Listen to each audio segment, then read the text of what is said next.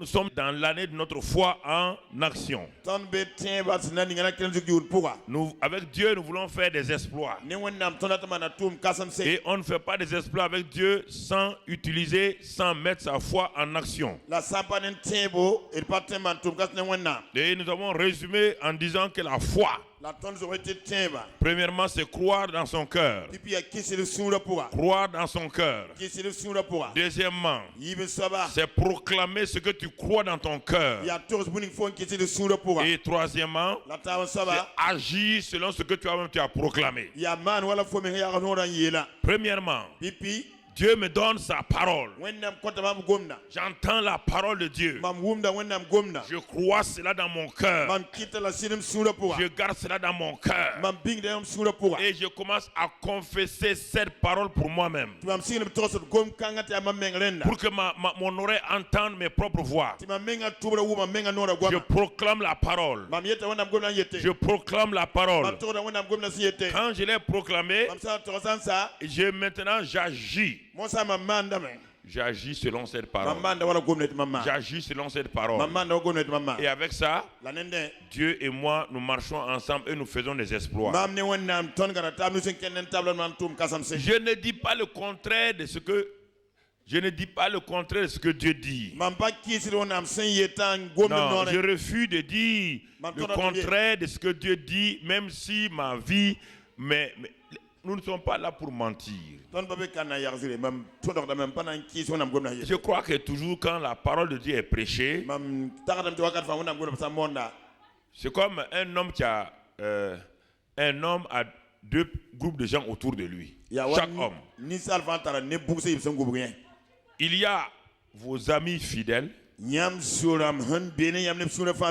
à qui vous n'avez pas besoin d'expliquer toutes choses, ils vous croiront. Vous n'avez pas besoin d'expliquer. Ils vous croiront.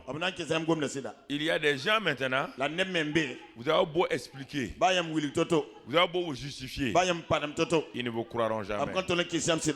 Et dans l'église, il y a des gens comme ça. On se demande pourquoi ils vont à l'église. Il y a des gens, quand tu parles, ils croient, ils s'en vont, ils appliquent. Il y a des gens, plus tu parles, plus ils trouvent des arguments pour dire que ce n'est pas vrai. C'est ça. Il y a des gens comme ça. Et ils perturbent les gens. Ils perturbent les gens. Écoutez, il faut savoir. Le fait d'être quelque part, ce n'est pas ça. C'est-à-dire que chacun a autour de lui ces deux sortes de gens. C'est pourquoi ne perdez pas votre temps à argumenter, à justifier vos positions, ce que vous croyez avec les gens. De toute manière, ils ne vous croiront pas. Vous avez beau écrire 10 000 lettres, vous avez beau écrire, faire un discours, ils ne vous croiront pas.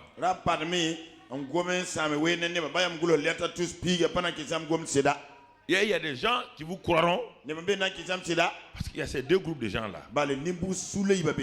Ils ne vous croiront jamais. Vous allez vous parler, ils ne vous croiront jamais. Alors, c'est la même chose avec Dieu. Dieu a pris un peuple. Il l'a sorti de l'Égypte. Dieu a fait des grands miracles en leur faveur. Il les a libérés de l'emprise de Pharaon. Il les a délivrés. Et quand il les a délivrés,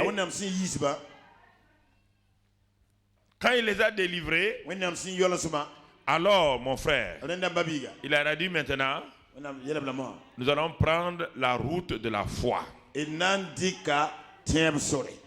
Car c'est moi qui ai fait de grandes choses pour vous. Mais maintenant, mes amis, nous allons prendre la route de la foi. Et je vais voir si vous croyez dans votre cœur tout ce que je vous ai dit. Si vous allez confesser ce que vous croyez dans votre cœur, et si vous allez agir selon ce que vous confessez, je dirais au grand étonnement de Dieu, il y a deux seulement qui ont réussi à l'examen. Josué et Caleb. Il y a deux avec le professeur Dieu lui-même. Ils n'ont pas cru. Dieu a beau faire des démonstrations. Dieu a beau faire des miracles. Ils ont dit il ne nous aime pas. Non, Dieu là ne nous aime pas. Mais Dieu fait des miracles encore. Dieu parle. Il utilise Moïse pour parler. Il dit Moïse, toi-même, on va te tuer. Parce que comme nous ne pouvons pas tuer Dieu, c'est toi qui parles à sa place, on va te tuer. Comme ça, si on te tue, personne ne va nous parler encore. C'est étonnant, frère. La Bible dit dans le livre de Hébreux, dans le livre de Hébreux, Dieu dit simplement dans ce livre-là que ce qu'ils ont accepté, la parole là, la parole de Dieu qu'ils ont entendue là, ils ne l'ont pas mélangé avec la foi. C'est comme si ils avaient du sable ici, ils avaient du ciment, ils n'ont pas mélangé le sable et le ciment. Ils ne l'ont pas mélangé. Alors, et ils veulent construire. Le sable seul ne peut pas construire. Le ciment seul ne peut pas construire. Dieu dit, un bon maçon qui veut construire doit savoir mélanger le sable et donc le ciment. C'est ça qui permettra de faire le fond pour tenir la maison. Donc, bien-aimés frères et sœurs, quand la parole de Dieu est donnée, alors elle crée en nous la foi. Et c'est toi qui dois faire le mélange toi-même. Tu dois faire le mélange toi-même. Tu dois prendre toi-même ton cœur, ta bouche, tes actes, pour faire le mélange. Pour faire le mélange. Et en ce moment, tu obtiendras du ciment ou du béton. Et alors tu pourras construire avec harmonie. Bien-aimés frères et sœurs, c'est pourquoi Jacques dit, ne soyons pas des auditeurs oublieux. Des auditeurs qui écoutent, mais qui écoutent, mais qui ne proclament pas, qui n'agissent pas. Alors, ils oublient ce qu'ils ont entendu. Tout ce qui est entendu qui n'est pas mis en pratique est automatiquement oublié. Tout ce que tu entends chez le maître, chez le professeur en classe, si tu ne le mets pas en pratique, au bout de quelques temps seulement, tu as oublié la leçon que le maître vient de faire.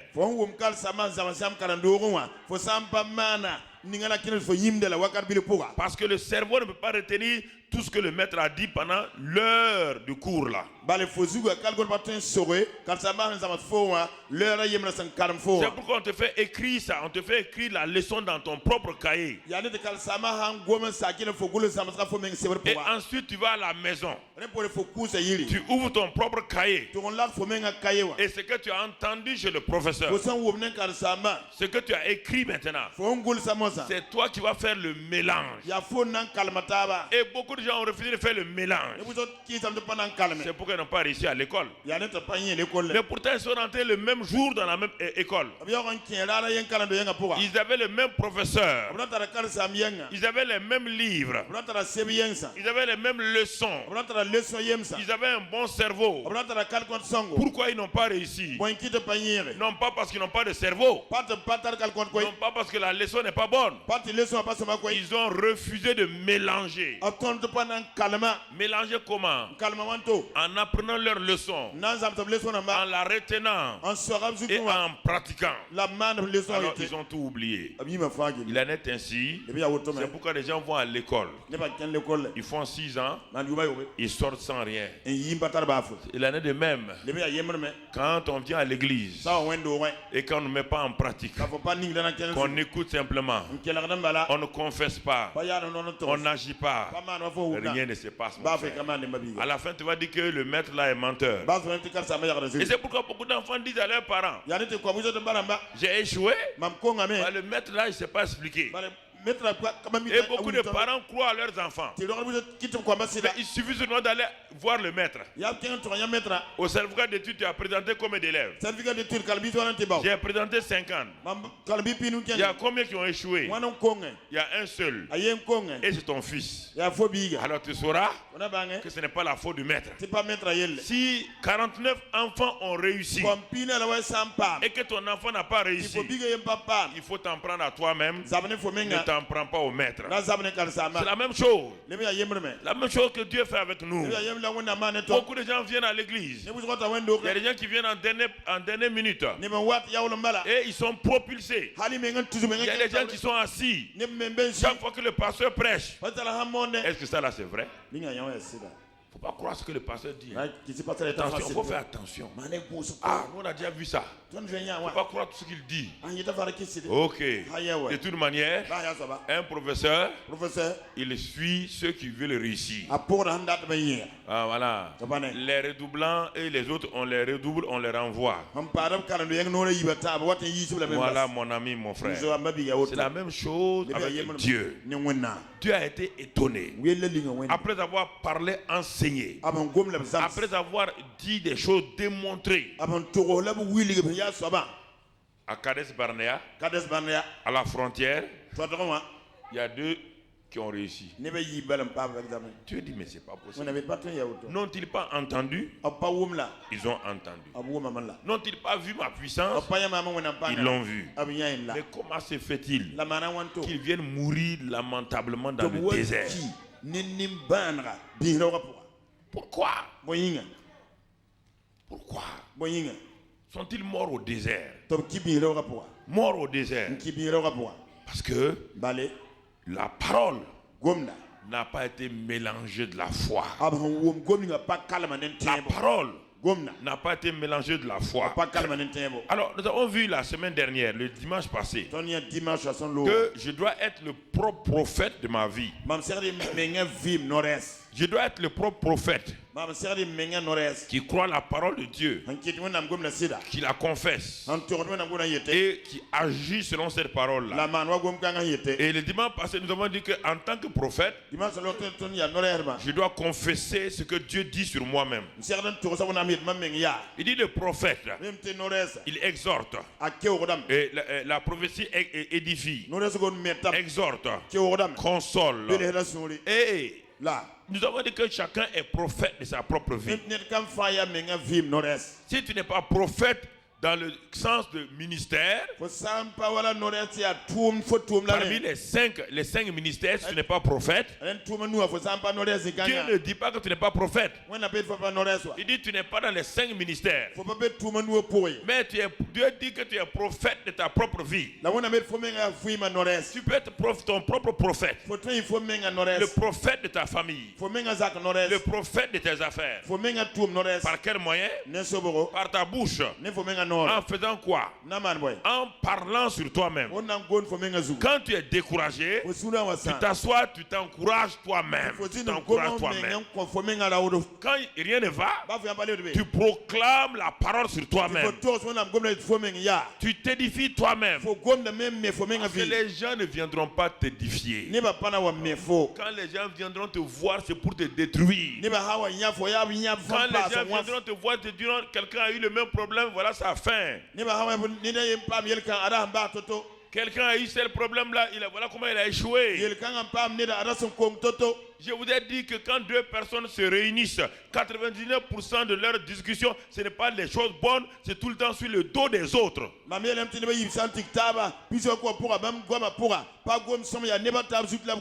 Donc, sache cela. Alors, prends position toi-même. Décide de t'édifier. Décide de te consoler. Décide de t'exhorter toi-même. Décide de parler. David parlait à son âme. Quand David était un prophète, il est d'abord le prophète de sa propre vie. Mais on ne voit jamais David prophétiser comme cela. Non. Si vous regardez la Bible, David n'était pas comme un prophète comme Esaïe. Et Esaïe était prophète. La Bible dit que David était prophète. David n'était pas prophète comme Jérémie. David n'était pas prophète. Même Esaïe qui est venu le prophétiser là, les prophètes qui étaient en son temps, les Michel et les autres prophètes. David n'a pas prophétisé sur les gens. Mais David prophétisait régulièrement sur lui-même. Il se lève et dit, l'Éternel est mon berger. Je ne manquerai de rien. Voilà. Il prophétise sur lui-même. Il dit, qu'est-ce qu'il fait? Il me donne le repos dans les verts pâturages.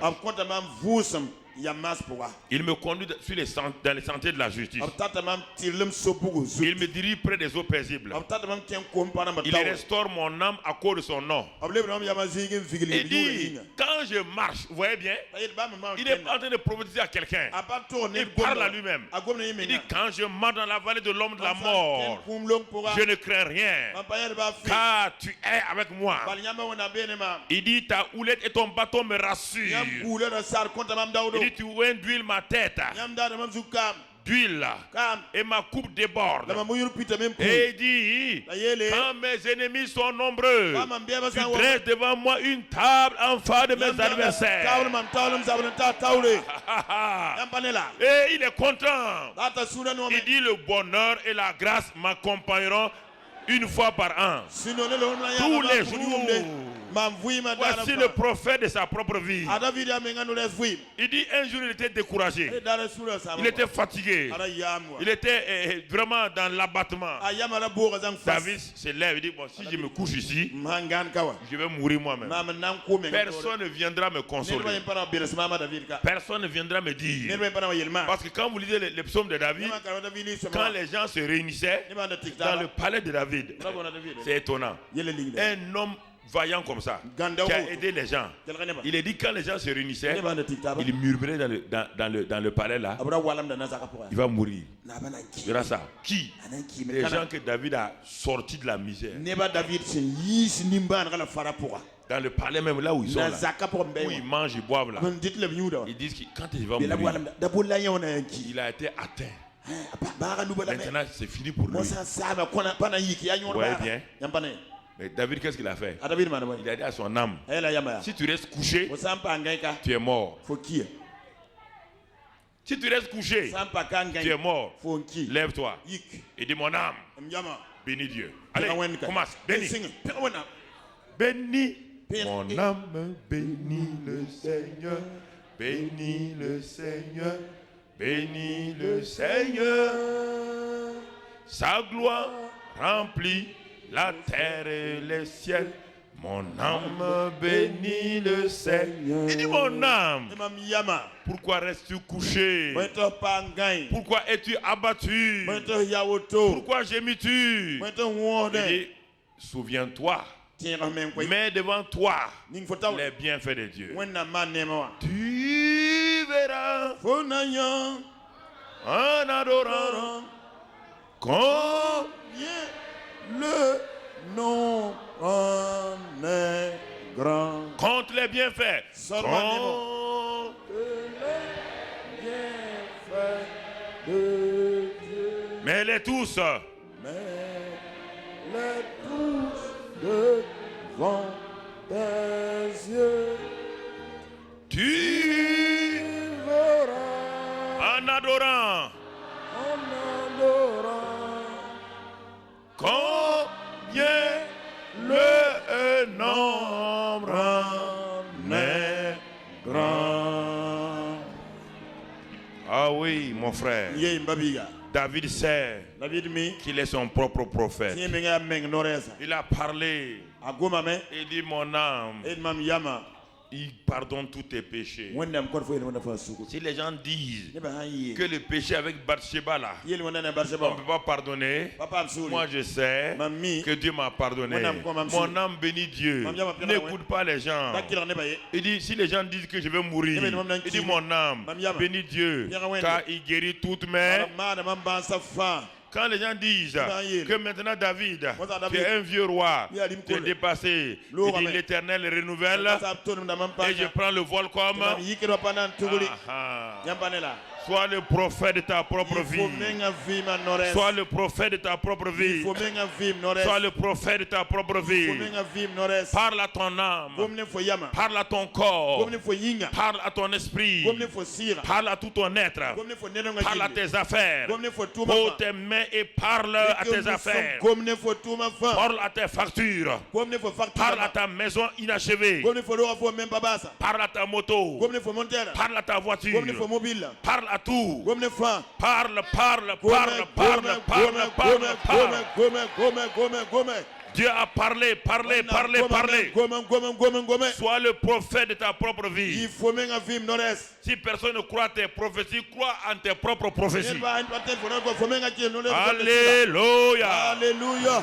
Et tu verras, qu'en prophétisant sur ta propre vie, les choses vont se passer. Les choses vont réaliser. Et alors, tu verras la gloire de Dieu. Merci Seigneur. Ce que nous avons vu la semaine dernière. Pour vous rappeler cela, pour vous aider à aller de l'avant. Aujourd'hui, nous voulons voir le Dieu qui est le Dieu de la prospérité complète dans l'année de notre foi en action. Il faut bien écouter aussi chacun d'entre nous. Si je dois prophétiser, parler, je dois arriver maintenant à la troisième partie de la foi, agir. Donc, c'est cela qu'on va voir. Nous avons dit que pendant ces 2 premiers mois, on va mettre l'accent sur cela pour que tu sois bien établi avant d'avancer. C'est pourquoi tu vas ouvrir dans 3 Jean 2 que tu as lu plusieurs fois. Dieu est le Dieu de la prospérité complète.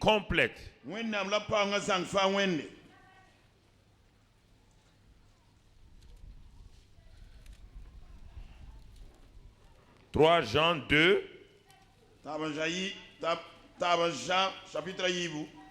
Écoutez quelque chose.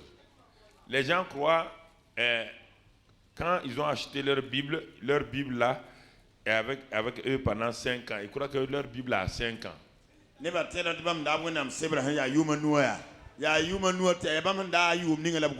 Et il lit ça et dit, ah, mais j'ai déjà lu ça là 150 fois. Dieu, son principe, il ne voulait pas que Israël ramasse la manne qui est le symbole de la parole de Dieu pour aller pour stocker ça une fois pour toutes. Il devait dépendre de la manne fraîche chaque jour. La manne fraîche chaque jour. Et là, en dépendant de cette manne fraîche là, cela veut dire qu'ils sont obligés d'attendre Dieu dans la foi. Et il y a des écritures que tu as lues 100 fois, 1000 fois. N'oublie pas qu'on ne parle pas de la lettre des écritures, on parle de l'esprit des écritures.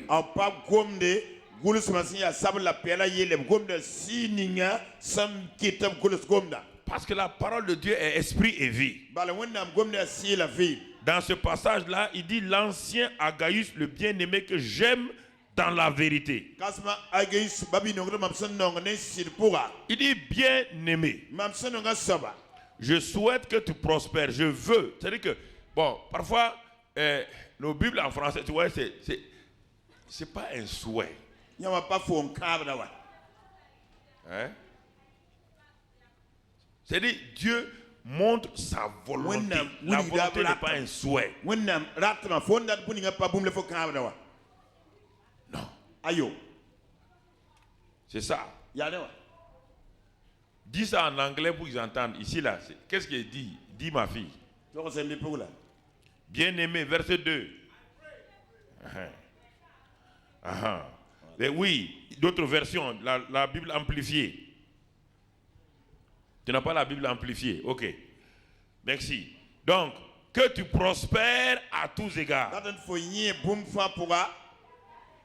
À tous égards, dans tous les domaines. Comment? Et sois en bonne santé, comme prospère l'état de ton âme. Dis à ton voisin, la prospérité est bonne, elle vient de Dieu.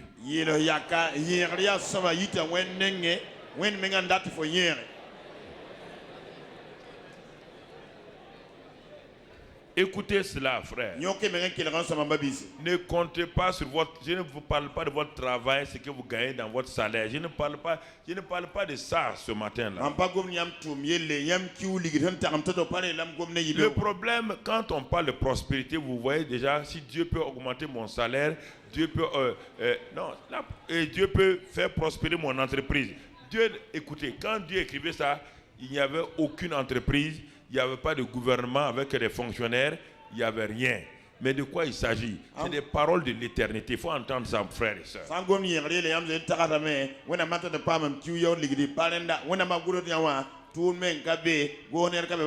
La parole de Dieu est établie dans les cieux. Le psaume 119, 80 dit que la parole de Dieu est établie où? Dans les cieux.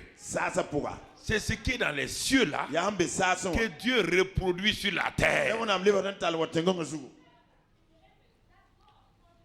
Si tu ne comprends pas ça, quand on va faire le séminaire sur la prospérité réelle de Dieu, dans cette année-là, je suis en train simplement de vous amener dans les... Je suis en train de débroussailler le terrain pour vous. Il ne s'agit pas, frère, la prospérité est plus au-delà que ce que nous pouvons gagner autre là. C'est plus que ça. La prospérité est dans les trois éléments de l'homme: son esprit, son âme, son corps. Ça veut dire que tout ce qui concerne son corps, sa nourriture, son argent, tout, mais tout. Mais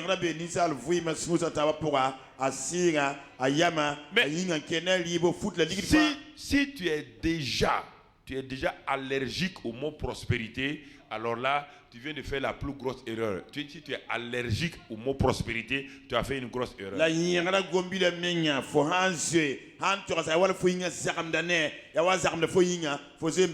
Écoute-moi, mon frère. Je ne parle pas de la quantité d'argent. Les gens de ce monde-là ont plus d'argent que les chrétiens. Mais ils ne sont pas prospères. Pas confondre prospérité et richesse matérielle et financière. Alors ici Dieu nous parle ce matin. Nous allons débroussailler ce terrain pour nous permettre, lorsqu'on va arriver, parce que cette année on va voir dans les trois domaines la foi en action dans ces trois domaines, pour permettre que 2010 qui est notre année de démarrage effectif, d'entrer dans les choses pratiques. Bon,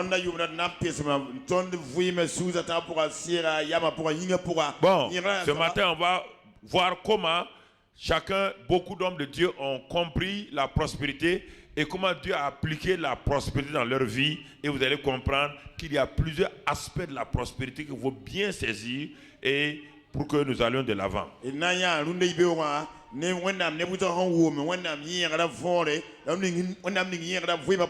Regardons la vie du premier, l'homme de la foi, Abraham. Commençons toujours par lui. On ne peut pas commencer par quelqu'un d'autre. Qu'est-ce qui a fait que Abraham a terminé sa vie avec une prospérité vraiment qui étonnait tout le monde? Une prospérité. Il dit qu'il était riche dans tous les domaines de sa vie.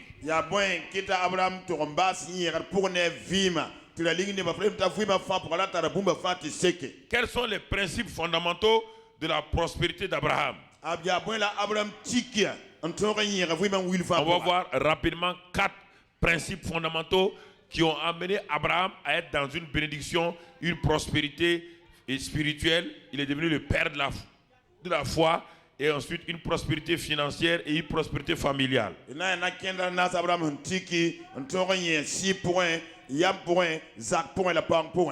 Puisqu'il est le modèle de l'homme qui marche, qui a vécu par la foi. Premier élément dans Genèse 12. Genèse 12, quand Dieu a parlé à Abraham, il dit, l'Éternel dit à Abraham, va-t'en de ton pays. Et il a parlé. Il a parlé. Verset 4. Abraham partit comme l'Éternel le lui avait dit. Premier principe fondamental de la prospérité d'Abraham, il écouta la voix de Dieu et obéit. Voilà, première chose. La prospérité d'Abraham a commencé par l'écoute de la voix de Dieu et l'obéissance à cette voix-là.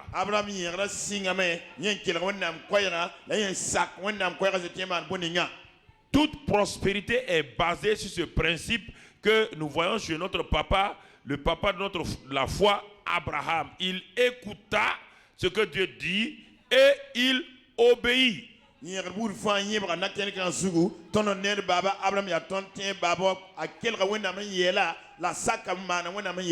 Parce que, écoutez, ce verset 4 là, si Abraham était resté, est-ce qu'on allait entendre parler de lui?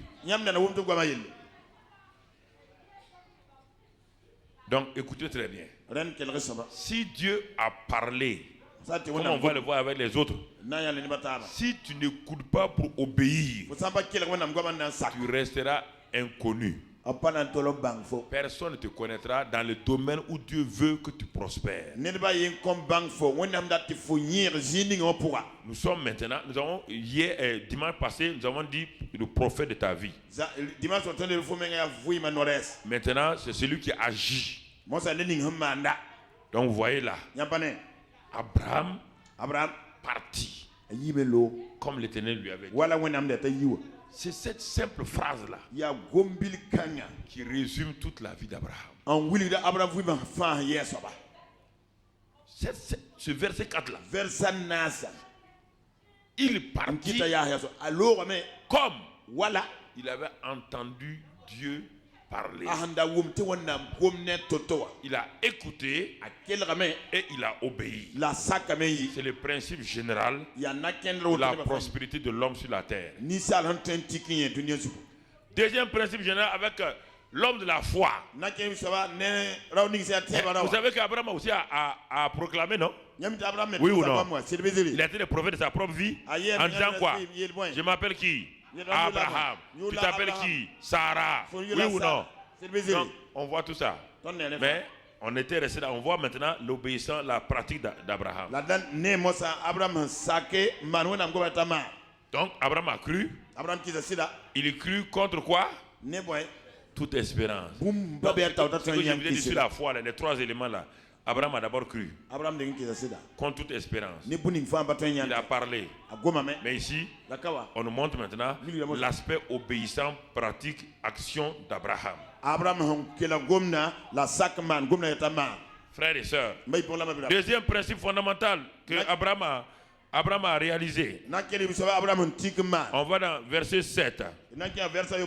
Verset 7, Genèse 12, verset 7. Lis cela. L'Éternel apparut à Abraham et dit, je donnerai ce pays à ta postérité. Et Abraham bâtit là un autel à l'Éternel qui lui était apparu. Donc, quand tu obéis et tu écoutes et tu obéis,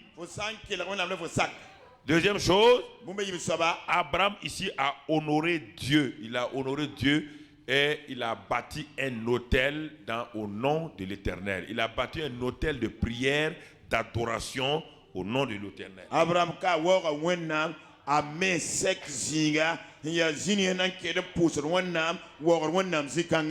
au moment où tu écoutes et tu vas là, au même moment, tu dois obéir et partir dans l'esprit d'adoration et d'honorer Dieu. Il ne faut pas dire, je suis parti comme ça. Non, tu ajoutes à ton obéissance l'honneur à Dieu, l'adoration à Dieu.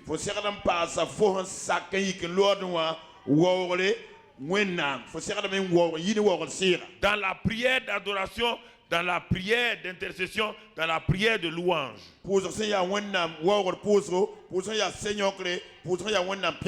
C'est le deuxième élément du succès d'Abraham. Même chaque fois, vous le voyez, quand il est revenu de l'Égypte encore, il a fait quoi? Il a bâti encore un autel à l'Éternel. C'est ça qui amène la prospérité complète. Est-ce que dans ta vie, tu as bâti un autel? Est-ce qu'il y a un autel de prière, d'adoration dans ta vie?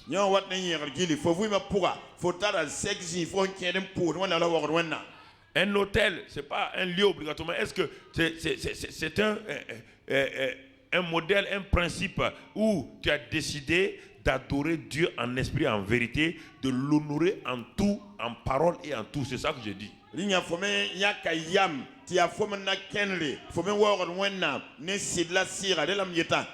Seulement, non pas seulement prier chaque matin. Si tu quittes ton lieu de prière, tu vas dans ton bureau. Dans le bureau, tu refuses d'établir dans ton bureau un autel à l'Éternel. Alors ça veut dire que ton bureau devient notre hôtel. Alors tu as deux hôtels. Un hôtel pour Dieu dans ta maison, mais au bureau tu as un autre hôtel, l'hôtel des affaires, l'hôtel lié à des idoles. Donc fais attention. Tu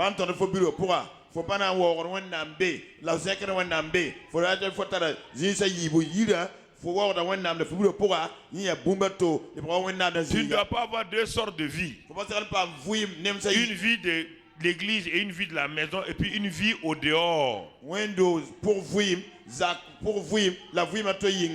Frères et sœurs, ne dis pas qu'actuellement on est en train de parler d'affaires et que Dieu n'est pas dans les affaires, que tu peux utiliser n'importe quel langage pour parler mal. Non, non, non. Dieu, partout où tu es, Dieu est où? Là, quand tu es assis devant tes partenaires, qui est en toi? Il faut l'honorer.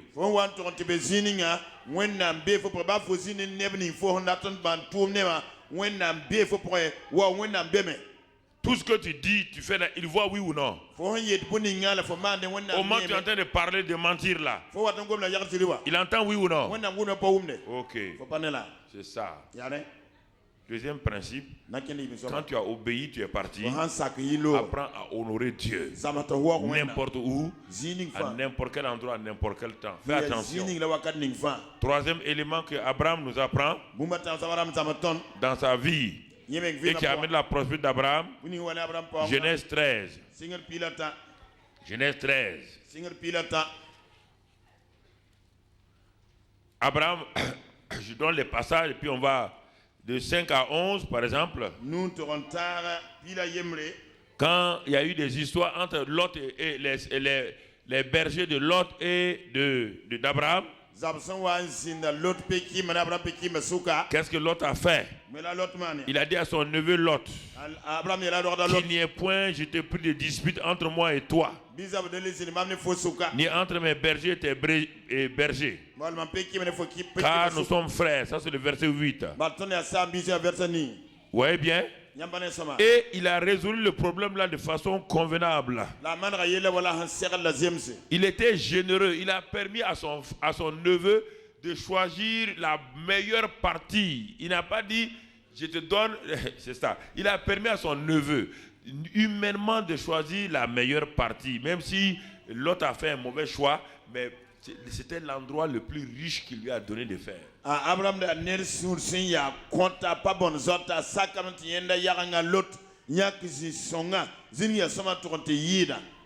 et deuxième, dans ce troisième principe-là, la générosité. La générosité est une chose très importante. Dans Genèse 14, toujours, verset 14 à 24, on ne va pas le lire tout. Maintenant, on est venu dire que on a enlevé Lot et sa famille. Et Abraham est parti. Avec ses serviteurs, il a fait la guerre. Il a ramené l'autre. Regardez le verset 16. Il ramena toutes les richesses. Il ramena aussi Lot son frère, avec ses biens ainsi que les femmes et le peuple. Après qu'Abraham fut revenu vainqueur de Kedor Laomer et des rois qui étaient avec lui, le roi de Sodome sortit à sa rencontre dans la vallée de Chavé, qui est la vallée du roi. Melchisedec, roi de Salem, fit apporter du pain et du vin. Il était sacrificateur du Dieu très haut. Il bénit Abraham et dit: béni soit Abraham par le Dieu très haut, maître du ciel et de la terre. Béni soit le Dieu très haut, qui a livré tes ennemis entre tes mains. Et Abraham lui donna la dîme de tout. Donc ça, c'est la générosité. Apprendre à être généreux, libéral. Apprendre à refuser toute forme d'avarie dans sa vie et toute cupidité. Quand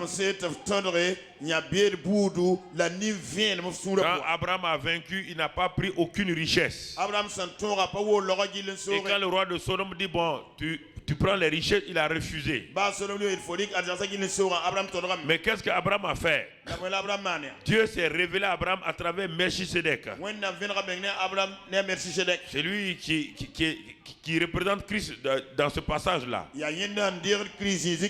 Et Melchisedec a apporté le vin et le pain à Abraham. Il est dit en ce moment-là, Abraham lui donnant la dîme de tout. Voici ce qui a déclenché la prospérité d'Abraham.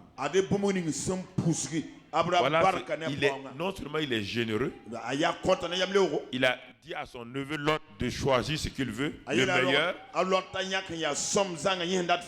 à son détriment. Abraham a su que Dieu était son pourvoyeur. Dès que Lot a choisi, Dieu est venu pour pourvoir aux besoins d'Abraham en lui montrant le principe de la dîme de tout. En lui montrant la Sainte Seine et en lui montrant la dîme, la générosité d'Abraham, en refusant toute forme de cupidité, va transformer la vie d'Abraham plus tard. On n'a pas le temps de développer le quatrième principe fondamental d'Abraham. Genèse 18, versets 22 à 33. Abraham était un homme de compassion. Il était compatissant envers les autres. Il était compatissant, c'est pourquoi il pouvait alors intercéder en faveur des autres. Oui, dans ce passage, il s'agit où Dieu voulait détruire Sodome et Gomorrhe, donc avec Lot, avec sa famille dans cette ville-là. Mais Abraham n'a pas dit c'est bien fait pour Lot. Non. Il a dit il a choisi la meilleure part. À cause de ça, maintenant, il va subir le mauvais sort. Abraham était un homme de compassion. Et la compassion agit toujours en faveur des autres par l'intercession auprès du trône de Dieu, pour que les condamnations de Dieu ne s'exécutent pas sur ceux qui sont dans cette situation.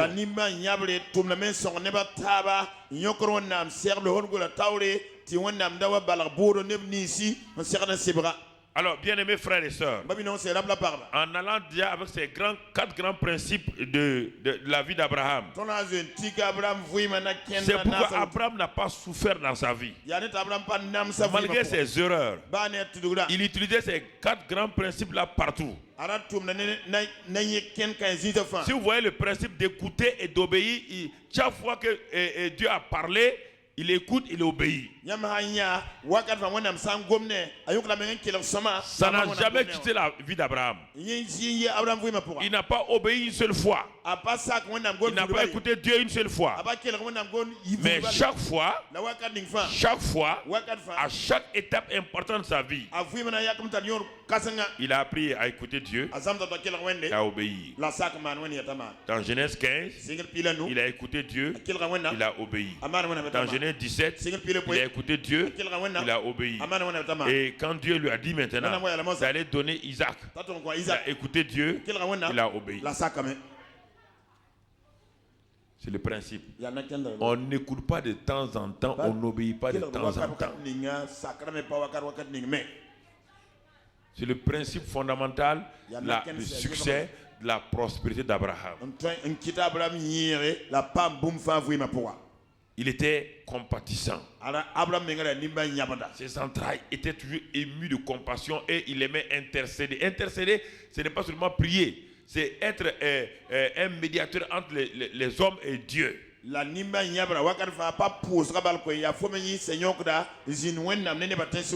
Il était tout le temps généreux. Alors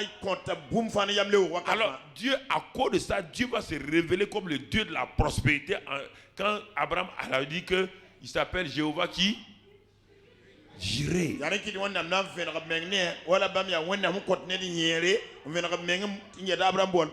Abraham qui a donné ce nom-là à Dieu. C'est pas Dieu qui s'est donné ce nom. Alors, si tu veux connaître Dieu comme Jéhovah Jiré, si tu veux l'appeler comme Jéhovah Jiré et que tu refuses ces 4 principes seulement, là c'est un problème. Écoutez, obéir. Écoutez, obéir. Savoir être, savoir honorer Dieu, l'adorer en esprit et en vérité. C'est dans la vie d'Abraham, oui ou non? Qu'est-ce qu'il a dit? Quand il partait donner Isaac, il a dit quoi? Tu lui, ça va faire quoi? Adorer. Le plus grand hôtel qu'il a bâti, c'est l'hôtel où il a placé son fils Isaac. S'il n'avait pas appris à bâtir des hôtels,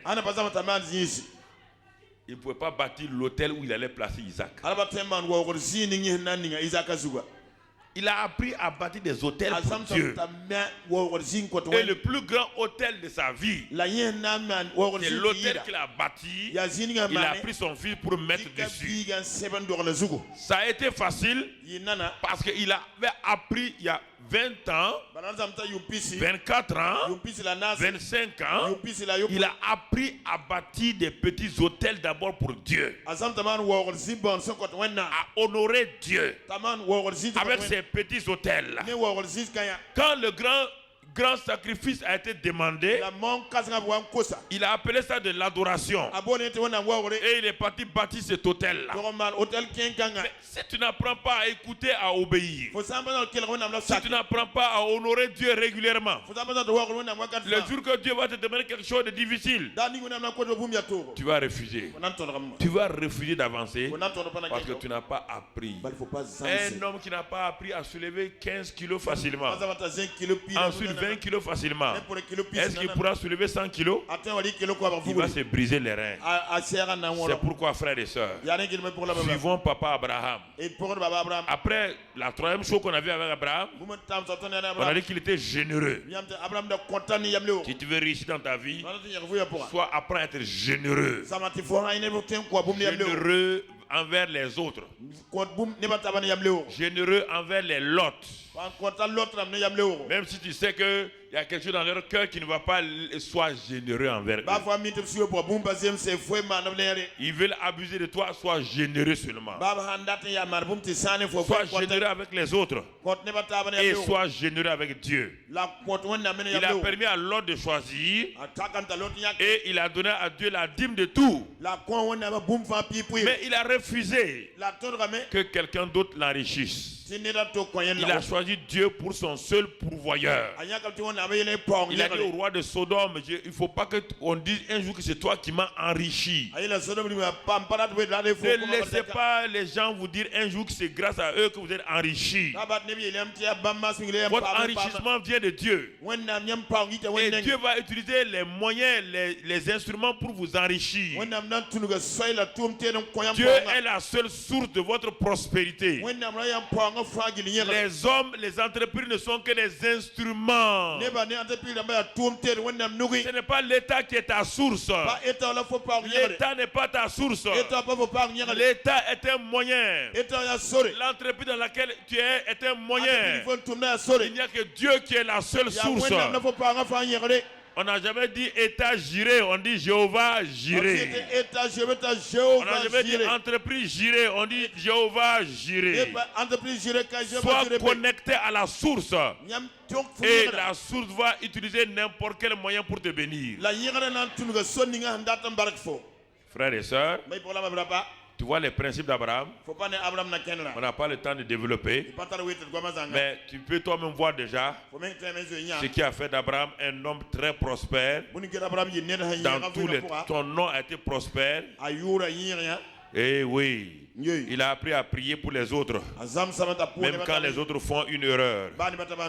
Même quand ils font une erreur. Ce sont les 4 grands principes. Ça, on quitte Abraham, on va aller maintenant un peu plus loin. Voilà les 4 bases de la prospérité d'Abraham. On va aller pour voir ce que David aussi a appris. On ne va pas tout lire, mais je vais donner.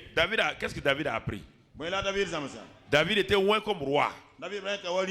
Il était loin comme roi. Et le roi Saül, qui était là, qui était encore en place, a rejeté David, a persécuté David. Mais chaque fois, David aussi a appliqué les mêmes principes comme à Abraham. David a eu plusieurs fois l'occasion de tuer Saul. Mais chaque fois, David avait tellement la crainte de Dieu en lui qu'il refusait. Il refusait. Pourquoi? C'est ça, un des principes de David. Il avait une crainte de Dieu en lui. Deuxième élément, David était généreux. Il savait que Dieu avait mis en lui un potentiel. Il sait que Dieu a mis en lui une capacité de transformer un leadership. C'est pourquoi tous les voleurs, tous les escrocs du pays, tous ceux qui avaient échoué, allaient à David. Et dans sa générosité, il les accueillait. Malgré leur mauvais caractère, il les accueillait. Et quelque temps plus tard, en exerçant son leadership, David a transformé ces hommes-là en ces vaillants héros. Est-ce que frère, vous comprenez? Ça, c'était la générosité de leadership de David. Il a impacté la vie de ces hommes-là qui étaient des voleurs, des criminels, qui étaient recherchés en Israël. David a exercé son leadership. Il a été généreux dans son leadership. Il n'a pas gardé le leadership pour lui-même. Il a impacté la vie de ces gens en leur donnant une capacité. Il a ouvert leurs yeux sur la réalité de Dieu. Et David, maintenant, dans un de ses livres, il écrit dans le psaume 37. On peut lire ça. On va passer rapidement aujourd'hui parce que je vais donner des principes généraux simplement. Dans le psaume 37, regardons ce que David fait, ce que David dit. Psaume 37 et au verset 25 à 27. Tu peux lire cela, 25 à 27. J'ai été jeune. J'ai été jeune, vous voyez? David fait le résumé de sa vie. Maintenant, il est âgé. J'ai été jeune. Et j'ai vieilli. J'ai vieilli.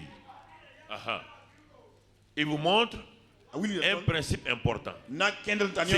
Ce qu'il a constaté et qui a toujours marché. Qu'est-ce qu'il a constaté? Quel est son constat? Et je n'ai point vu le juste abandonné.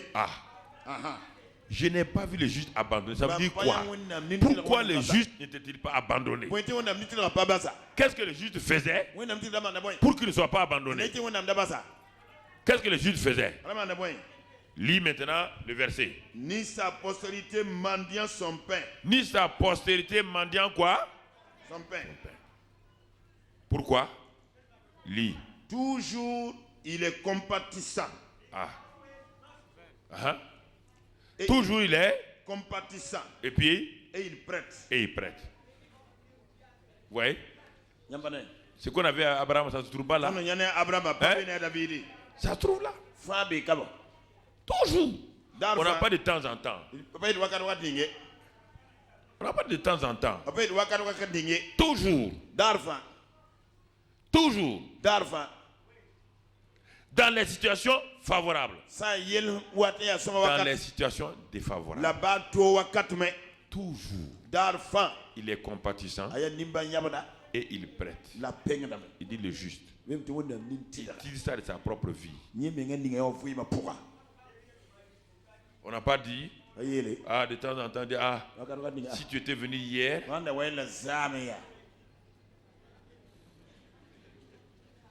ça c'est en Afrique, si tu étais venu hier, et les chrétiens empruntent ça aussi, si tu étais venu hier. Si tu étais venu hier, non. Toujours, il est compatissant et il prête. Lis, tu as vu? Et sa postérité est bénie. Sa postérité est bénie. Ça c'est l'investissement, maman. L'investissement, c'est un principe de Dieu, c'est pas un principe religieux. Ma maman était pauvre. Jamais elle n'a refusé. Elle recevait tous les enfants étrangers là qui venaient au lycée. À l'époque, les gens venaient de Réau, de Thomas, de partout. Parce qu'il y avait CG à Touga. Et notre maison est sur la route. Tous ceux qui s'arrêtent, qui disent qu'ils n'ont pas de logeur, ma maman elle les reçoit. Nous on dit, mais le peu qu'on a, tu as dit, je suis en train d'investir pour votre... Elle n'a pas dit le mot investir. Je suis en train de préparer votre avenir. Si une païenne, bon, pas une païenne, une femme qui ne comprend pas les principes dit ça, ça veut dire que c'est en elle. Les gens refusent de préparer l'avenir de leur famille. Chaque fois que tu refuses de donner à un pauvre, à un orphelin, chaque fois que tu refuses de donner, alors tu es en train de rendre tes propres enfants. Un jour, tu es tellement faible dans l'avenir. Tu le verras. Tu rends tes enfants.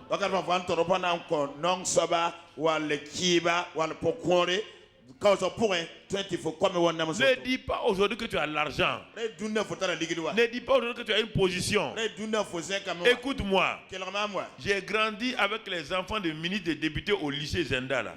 Ils avaient déjà une montre en or. Ils avaient transistor. En temps, il n'y a pas de transistor. Il y avait transistor, petit transistor. Et ils portaient tergal. Nous, on portait kaki. Le tergal était infroissable, ça venait de sortir. Et nous on portait kaki, il faut que tu redresses avec tes mains. Mais qu'est-ce qu'ils ont fait? Ils n'ont pas investi. Ils n'ont pas investi. 15 ans plus tard. 15 ans plus tard, je les vois dans les rues, en train de marcher. J'ai pris plusieurs dans ma voiture. J'ai amené plusieurs ici. J'ai dit il faut lui donner 50 000. Il faut lui donner 70 000. Des gens, on ne peut même pas s'approcher d'eux au lycée, qui marchent maintenant. Ils n'ont pas investi pour leur futur. Ils n'ont pas investi pour leurs enfants. Maman, ne dis pas que ça ne suffit pas à tes enfants et que tu ne donnes pas à quelqu'un d'autre. Tu es en train de bloquer l'avenir de tes enfants. Investis là-bas. C'est ça. David dit que le juste n'est jamais abandonné, ni sa postérité mendiant, parce que le juste lui-même est un investisseur. Sois l'investisseur de ta propre vie. Pas seulement un prophète, sois l'investisseur de ta propre vie. Sème dans la vie des gens. Sème l'amour. Sème la compassion. Sème la générosité. Sème ces choses-là. Et alors au temps convenable, tu vas récolter. Là, vous ne dites pas Amen. C'est pourquoi je vous ai dit, il y a des choses quand je dis, vous croyez, ça vous arrange. Il y a des choses que je dis, vous croyez que ça ne vous arrange pas. La plupart des choses que vous croyez que ça vous arrange là, ça ne vous arrange pas. C'est ce qui semble être négatif là, c'est ça qui vous arrange. Il faut changer votre mentalité. L'Africain veut tout le temps tendre la main pour recevoir. Alors que la Bible dit, il faut donner. Ça ne vous plaît pas. Quand je vous dis ça, votre ligne la change. Ça n'a qu'à changer, mon frère. Ça n'a qu'à changer. Hey, c'est pour toi. Tout le temps, donne-moi. Donne-moi. Tu ne donnes jamais. Donne jamais. Tu dis que tu n'as rien. Tu n'as pas 100 francs, toi. Sors et donne à quelqu'un. J'ai gardé mes 100 francs là. Je vais aller prendre quand je vais sortir, prendre un peu de haricots. Donne les 100 francs à quelqu'un. Donne les 100 francs à quelqu'un qui est plus pauvre que toi. Sors, donne les 100 francs. Non, c'est ça le problème. C'est ça. L'année de la foi en action, c'est des principes. C'est pas le ciel qui s'ouvre, ça tombe comme des cerises mûres. Non. Apprends. Apprends à s'aimer. Sème dans la vie des gens.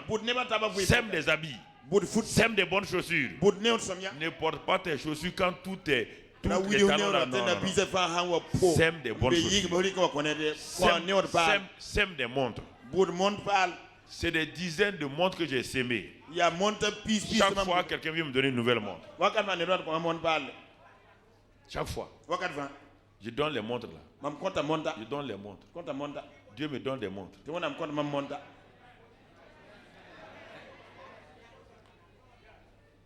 C'est pas zappant, hein? Ça c'est 18 carats. Ah bon? Il y a 18 carats quoi?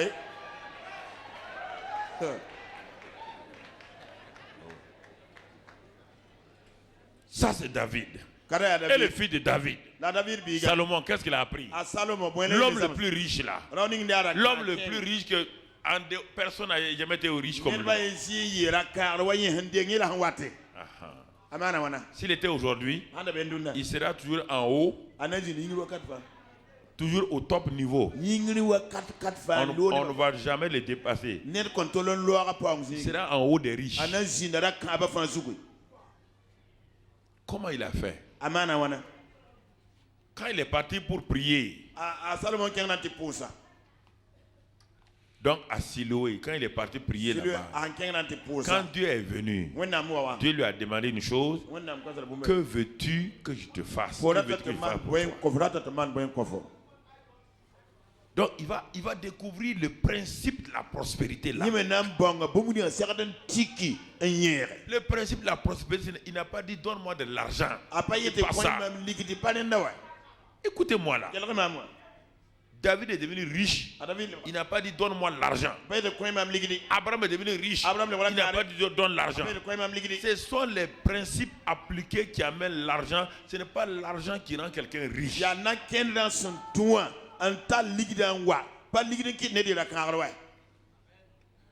Si vous ne croyez pas, ça fait 40 ans, 50 ans que les nations africaines ont pris leur indépendance. On a reçu combien de milliards? Si on veut compter, combien de milliards? Hein? Non, écoutez-moi. Combien les pays africains ont reçu comme milliards? Milliards de milliards. Où est le résultat? Ce n'est pas les maisons là. Où est le résultat? Je pose la question. Quand les gens ont quitté l'Europe pour chasser, Ils sont arrivés aux États-Unis. Qui a donné l'argent? Ils avaient l'argent. C'était des gens qui étaient pourchassés en Europe à cause de leur foi. Ils sont venus avec des baluchons en Amérique. Combien d'années? 200 et quelques années seulement. Ils sont arrivés et ils ont appliqué les principes. En 200 ans, ils sont devenus la nation la plus riche, la plus puissante. C'est des principes qu'il faut appliquer. Est-ce qu'ils sont venus de l'argent en Amérique? Est-ce qu'ils ont amené une usine? Est-ce qu'il y avait goudron? Rien. Mais pourtant, tout était déjà là-bas. En appliquant les principes, ils ont sorti les bâtiments, ils ont sorti les usines, ils ont sorti tout.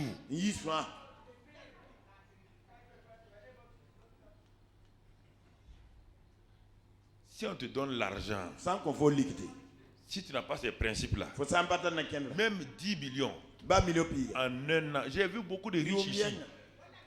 On était tous petits au lycée, on avait tout le monde à avoir l'argent au Burkina. Tout le monde, il n'y avait pas de riches. Après l'indépendance là, il n'y a pas de riches. On les a tous vus ici. Tout ce que vous voyez là, on les a vus. Les premiers là, c'était les Ousmane Sibiri, les Wang Yande, mais les choses. C'était eux seulement. Mais ils ont fait de l'argent. Ils ont fait du bon travail. Parce qu'ils ont travaillé, ils marchaient pour aller au Ghana, prendre la cola vendre, ils prenaient ces choses-là.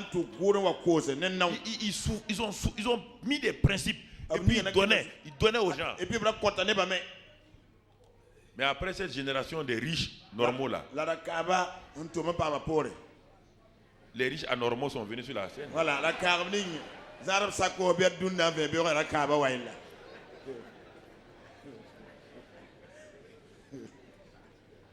Mais ça ne marche pas. Mais regardez, c'est un gâchis. Tu utilises l'argent pour faire n'importe quoi.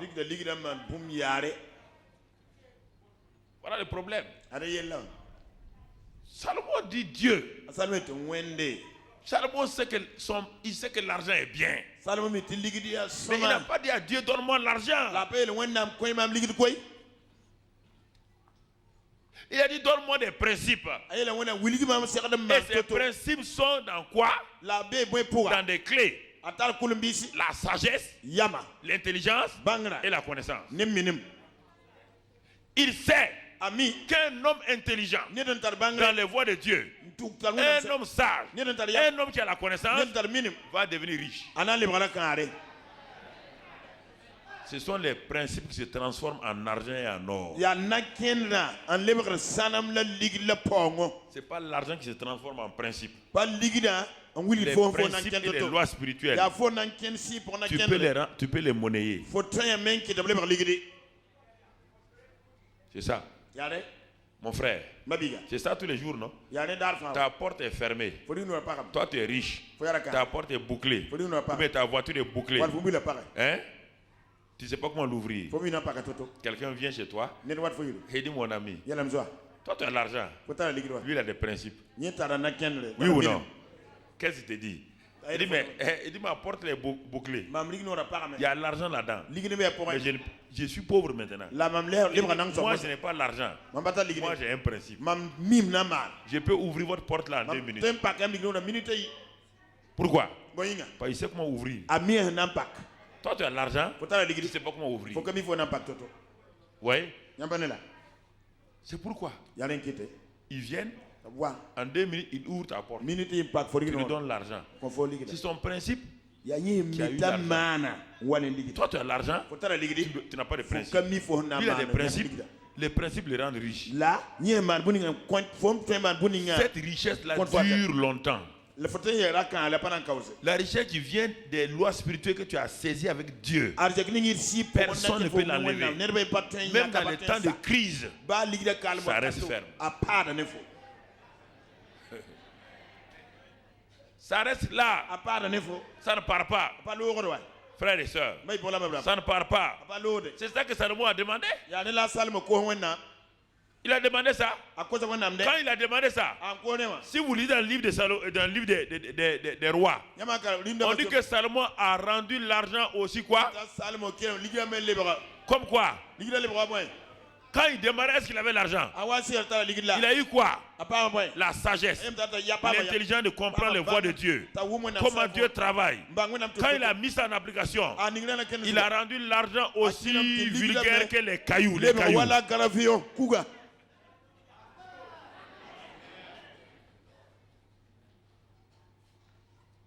Frère, il a rendu l'argent comme ça, comme les cailloux. Alors que quand on dit un bien économique, c'est quoi? Qu'est-ce qui caractérise un bien économique étudiant? La rareté. L'argent n'est plus un bien économique. Puisqu'il était comme les cailloux. Est-ce que le caillou est un bien économique? Sauf si tu veux construire ta maison. Tu n'as pas de caillou, tu prends. Maintenant, ça devient un bien économique. Quand tu sors tout de suite, là, ce n'est pas un bien économique. C'est un bien vulgaire. Tu piétines, tu continues. Amen. Amen. C'est ça, mon ami. C'est ça. Salomon a compris ça. Et c'est ça que Dieu a déposé dans chacun d'entre nous. Salomon a compris ça. On n'a pas le temps, on va aller, on va continuer parce qu'on va continuer pour eux. Salomon a compris ça. David a compris ça. Abraham a compris ça. Frère, ils ont compris ces choses-là. Quelqu'un d'autre rapidement? Dieu dit autre chose par Moïse. Bon, notez ça. Deutéronome 8. Deutéronome 8. Dieu montre à Moïse autre chose. Ça, c'est pour garder la prospérité. Dieu dit à Moïse que c'est lui la source de la prospérité. Mais il va plus loin, il va dire à Moïse ce qu'il faut faire pour garder la prospérité. Et être heureux dans la prospérité. Deutéronome 8 et à partir du verset 17 et du verset 18. Il dit, voilà ce que la Bible dit ici. Garde-toi de dire en ton cœur, ma force et la puissance de ma main m'ont acquis ces richesses.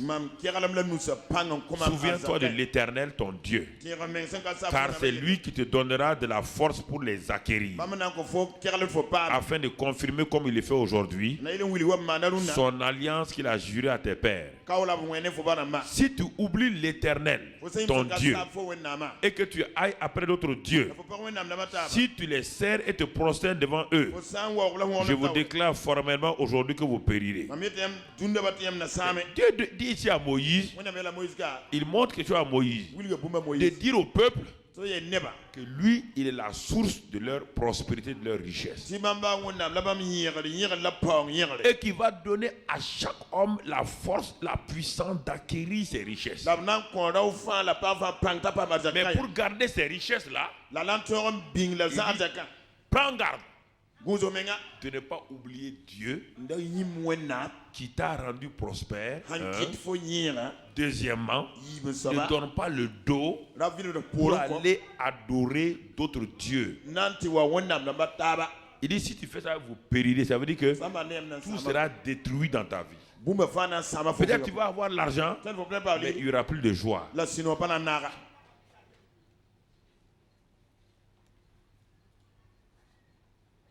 Le chauffeur qui nous conduisait dans la voiture nous a donné l'exemple de quelqu'un là au Mali. Un douanier très riche.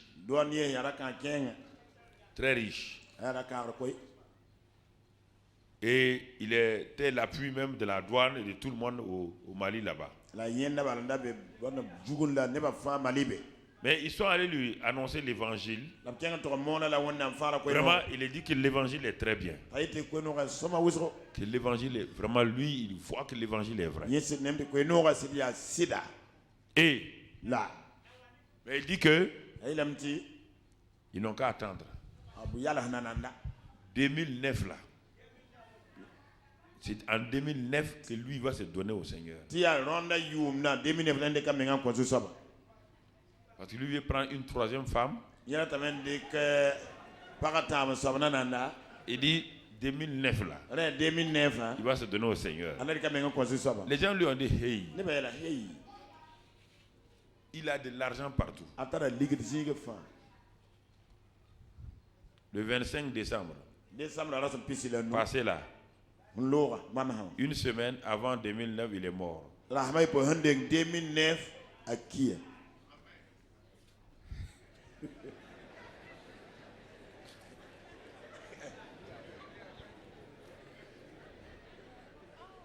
Non mais ça c'est pourquoi vous riez? Mais c'est ça. Qu'est-ce qui s'est passé? Il n'y a rien de négatif sur ce qu'il a dit. Amen là. Il n'y a rien de négatif. Il faut savoir comprendre les choses. Écoutez. Il a été averti. Il a été averti. Mais est-ce qu'il a obéi? Il dit janvier. Et c'est dit que 2009. Mais Dieu dit mais est-ce que les années t'appartiennent? Et quand il a dit ça, qui a entendu ça aussi? Satan. Satan a fait quoi? C'est ça que Traoré dit amen là. Non. C'est pas un souhait que Traoré a dit. Amen n'est pas un souhait. Amen veut dire il a été fait textuellement comme cela. Vous voyez frères et sœurs, faites attention. Dieu dit qu'il veut vous rendre prospère à tous égards. Il dit mais faites attention. Il y a des gens à qui Dieu ne veut pas donner l'argent parce que l'argent va les tuer. L'argent les tue d'un seul coup. Ça les tue. Leur cœur ne peut pas supporter l'argent. Leur cœur ne peut pas supporter ça. L'argent les amène au dehors. Au dehors. Donc fais attention à cela. C'est pourquoi Jésus dit dans Matthieu 6:30, il dit ne craignez pas. Il dit seulement faites quoi? La prospérité de Jésus. Il dit cherchez d'abord le et là et toutes ces choses vous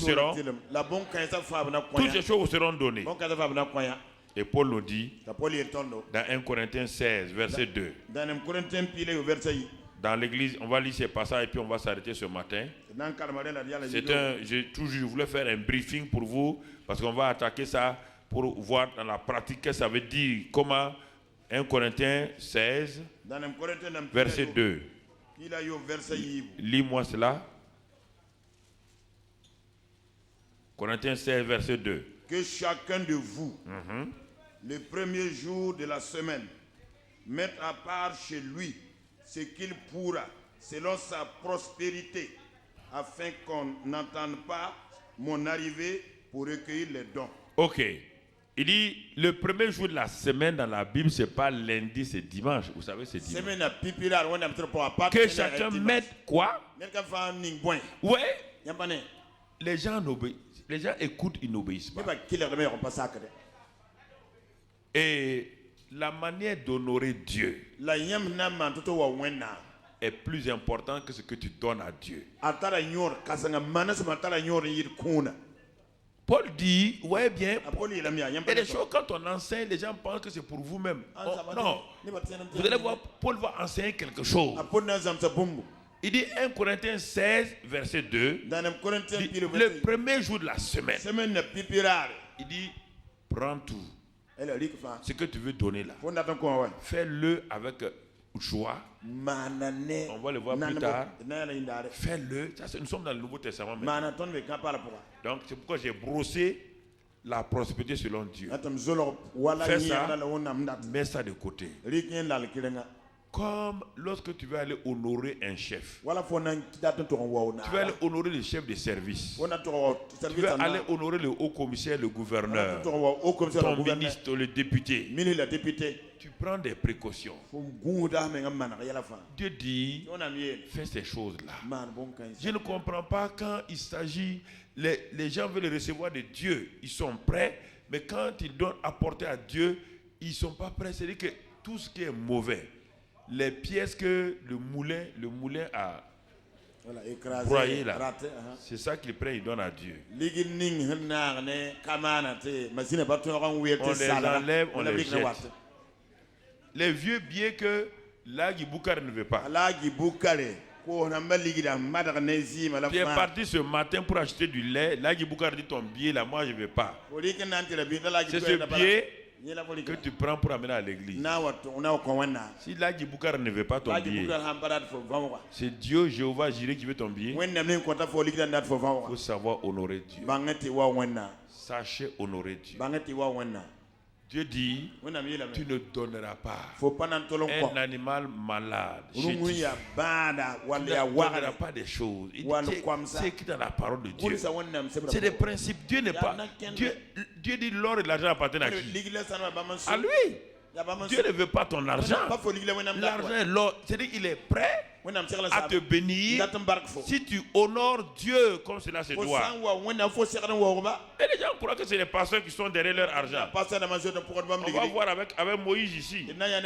Ton argent est investi. Tu vois les bâtiments, tu vois la télévision, tu vois la radio là. Ton argent que tu donnes est investi pour faire avancer le royaume des cieux. Ça ne va pas dans la porte de Karambi Mamadou, mon frère. Moi j'ai un papa très fort. Quand j'ai besoin de l'argent, je lui parle.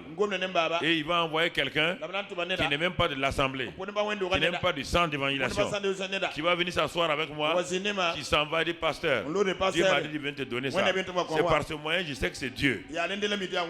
Mon frère, c'est ça que Dieu fait depuis des années. Quelqu'un vient dans ma maison, un chrétien qui n'aime pas de l'église, quand il veut partir, il dit bon, pasteur, tu m'as parlé depuis l'autre jour. Moi j'ai un besoin, soit pour financer le truc d'un enfant. Il dit qu'il s'en va. 3 millions. J'ai besoin de ça pour payer les études. Il vient me dire voilà 3 millions. Je prends, je paye. Je ne garde pas ça à moi. Ce n'est pas les 10 000 les offrandes là que je bouffe.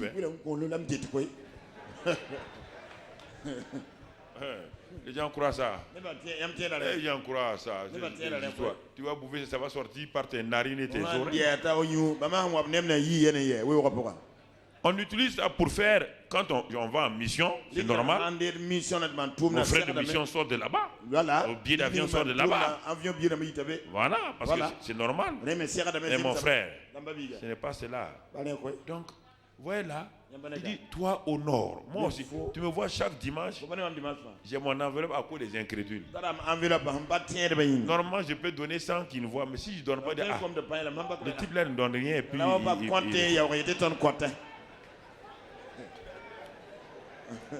c'est à cause des incrédules. Voilà. Et viens voir. Je ne donne pas moins. Bon, je ne vais pas te dire les chiffres.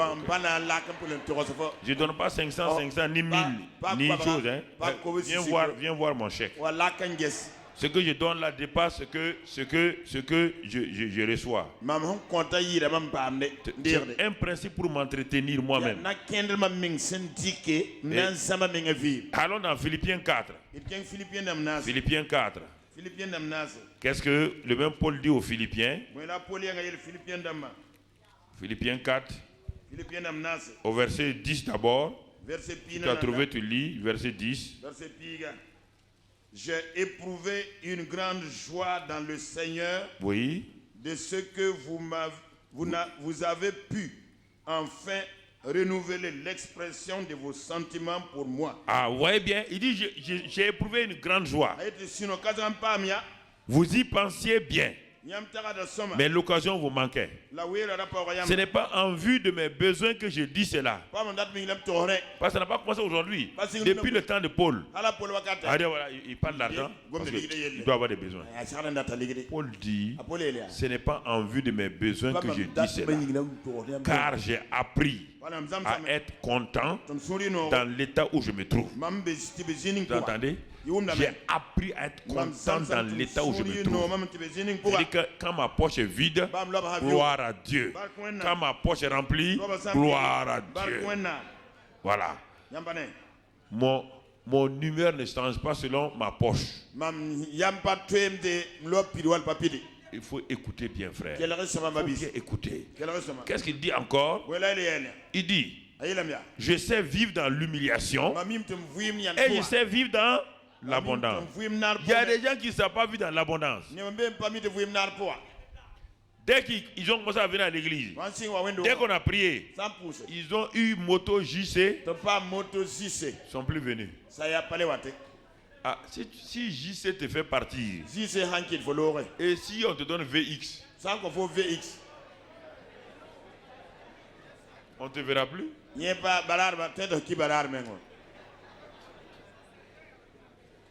C'est pourquoi Dieu te garde encore à vélo. Voilà.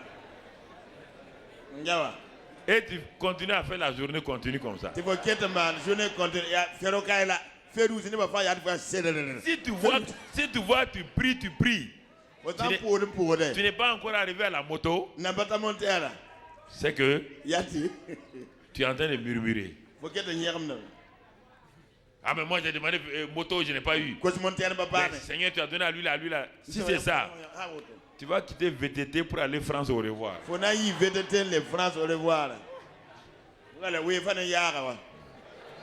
Avec panier devant la poule. Voilà. Apprends à vivre dans l'humiliation et dans l'abondance. En tout et partout. J'ai appris à être rassasié et à avoir faim, à être dans l'abondance et à être dans la disette. Vous voyez bien, c'est le principe de Paul comme ça. Il dit, je puis tout par celui qui me fortifie. Il dit, mais cependant, vous avez bien fait de prendre part à ma détresse. Ce que vous avez fait, les dons que vous avez envoyés là, c'est très bien. Ça m'a aidé. Mais si vous ne l'avez pas fait aussi, j'ai appris déjà à marcher. J'ai appris comme cela. J'ai appris cela. Il faut savoir écouter Dieu parfois. Les gens ne savent pas écouter Dieu. Vous le savez vous-même. Philippiens, au commencement de la prédication de l'évangile, au commencement de son ministère, lorsque je partis de la Macédoine, aucune église n'entra en compte avec moi pour ce qu'elle donnait et recevait. Vous entendez? Si on donne, on fait quoi? Paul n'appelle pas ça la prospérité seulement. Il dit ici, dans le domaine de l'église locale, il appelle ça donner et recevoir. Le principe de donner et de recevoir. Donner et recevoir. Il dit, vous le savez vous-même. Vous le savez. Vous fûtes les seuls à le faire. Car vous m'envoyez déjà à Thessalonique à 2 reprises. De quoi pourvoir à mes besoins.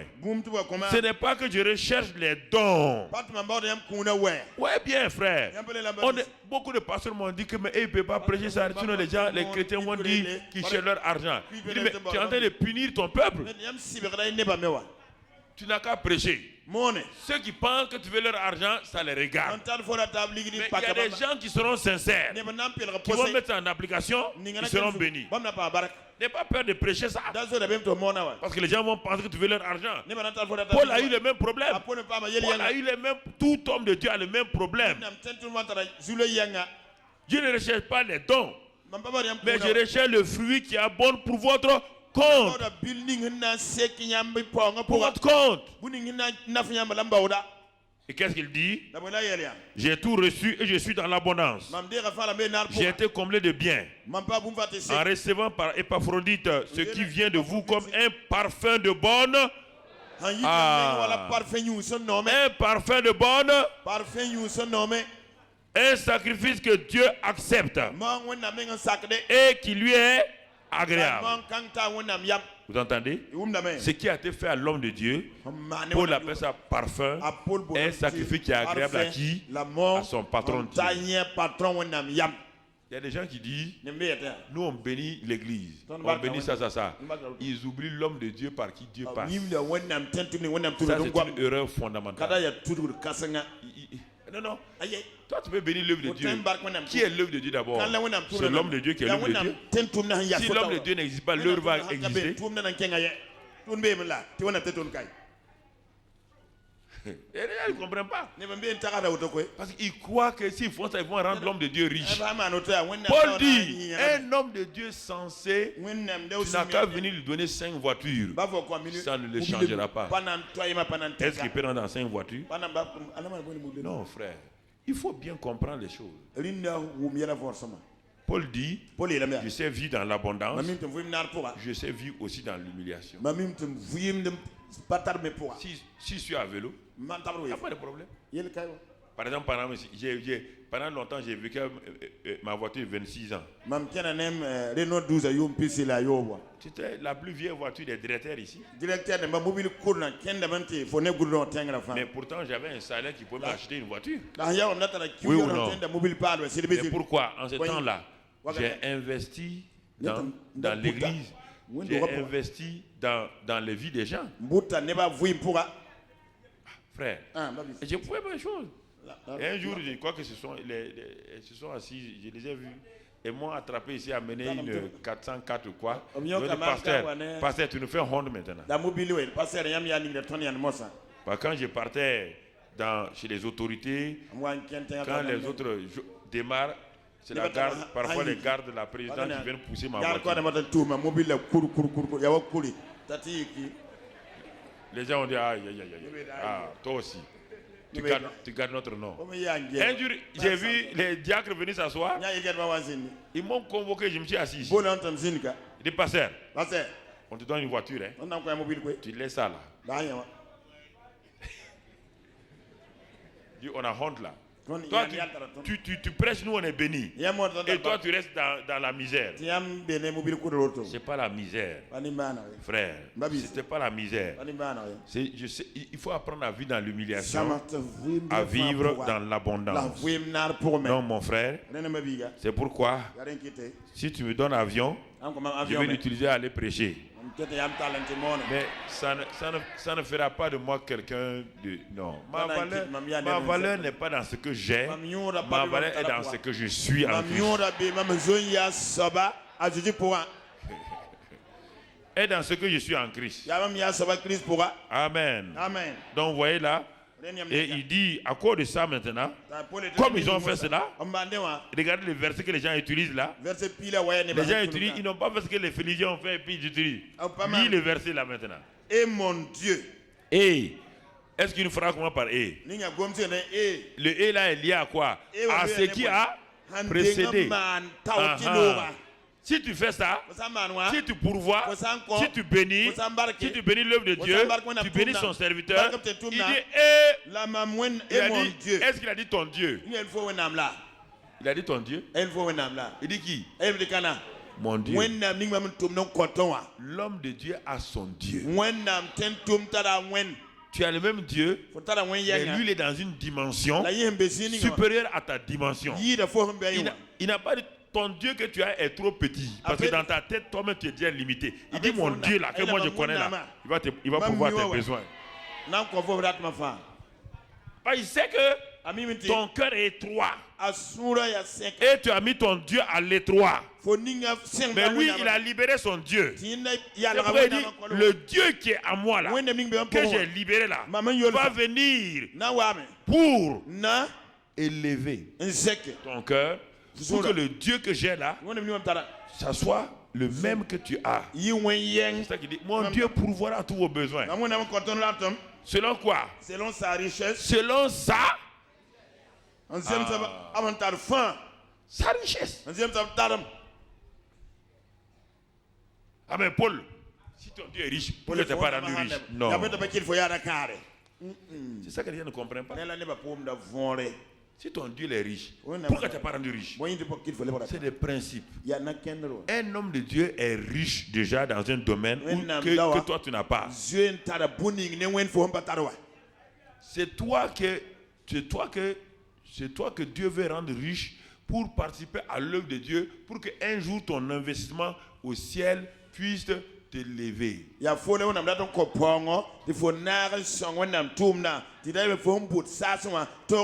te pose la question. Prends un homme de Dieu. Il a toutes les richesses spirituelles. Il a aussi toutes les richesses matérielles. Toi, tu vas recevoir quoi maintenant? Hein? Il va passer son temps à faire quoi? À te donner. Est-ce que tu seras béni? C'est pourquoi Dieu est intelligent. Il donne les richesses spirituelles à l'homme de Dieu qui va les déverser sur le peuple. Et en retour, quand il investit dans le peuple maintenant reçoit soit matériellement, spirituellement, financièrement et commence à bénir l'œuvre de Dieu.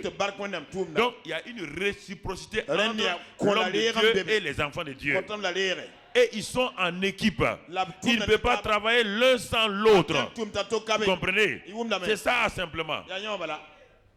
Dieu peut rendre un homme de Dieu riche, très riche. Il n'a pas besoin d'une église. En ce moment, l'église aura quel but? Il ne va jamais enseigner ce qu'il y a. Frères et sœurs, c'est ce que Paul dit ici. Il est dans 2 Corinthiens 9, lisez ça pour vous-même. Dans 2 Corinthiens 9, il dit, mais celui qui sème peu récoltera peu. Mais il faut donner avec joie. Donc voilà, j'ai brossé un peu. Et que Dieu nous aide aujourd'hui. Dans le nom de Christ Jésus.